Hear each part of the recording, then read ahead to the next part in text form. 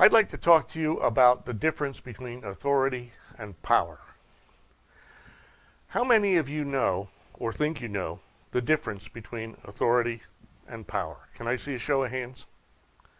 Okay, quite a few of you. Now for a tougher question.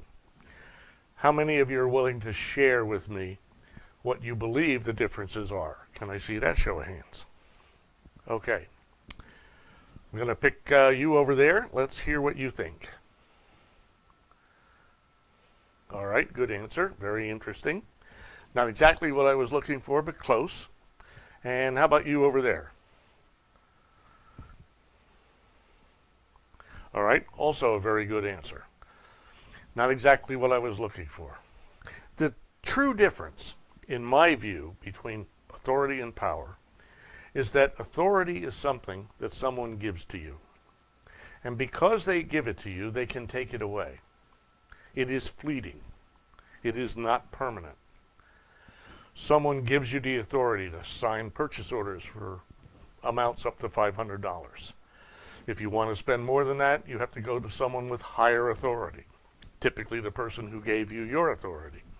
And the chain of command kind of goes up that way. Power, on the other hand, is something that you give yourself.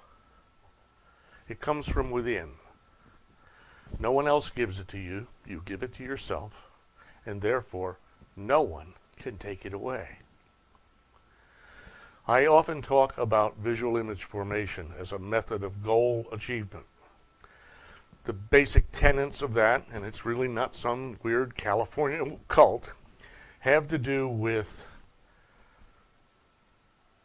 making a mental picture of how things will be once you've accomplished what you wish to accomplish, and coupling that with a good feeling, because your subconscious wants you to feel good. So you couple your mental picture with a good feeling. Getting married, presuming that was a happy experience, or maybe lying on the beach in Maui. Whatever it may be, you have the power to connect the feeling to the picture. And then your subconscious will go to work to help you do the things you need to do to make reality as it is today, make reality as it matches your picture. This stuff works. Trust me, it really works. Athletes use it. All kinds of professionals use it to visualize and mentally practice where they're going and how they're doing it. So here's an example. All right, this true story. I always only tell true stories, because if you don't tell true stories when you speak in public, you're very likely to get in real trouble. One of my clients, 1,000-people company, while I was doing the seminar work in the 80s, had a document control department that controlled all the engineering drawings. And they also did the big copy jobs, some of them rush jobs, and they also did the office supply distribution. And they were constantly being interrupted in the big rush jobs by people who needed pencils or pens or paper clips or staples or whatever. So one day the manager decided to put out a memo.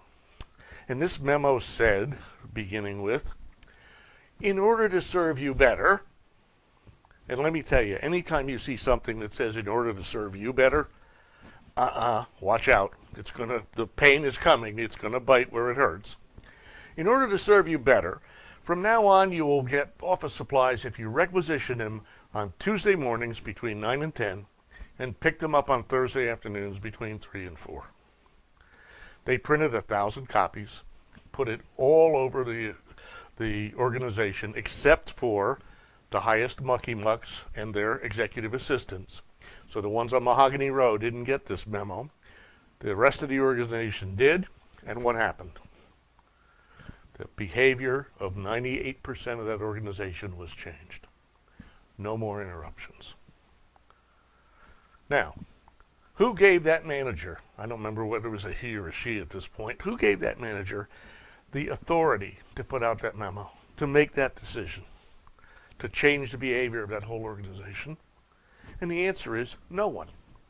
He or she gave themselves the power to do it. They had the tools, which was pretty helpful as well. So you have the power to do anything. I could talk about who has the power in a meeting. Usually the person with the chalk, or the person with the clicker, or me standing up here right now. But if someone else were to stand up, they would assume the power out of the meeting.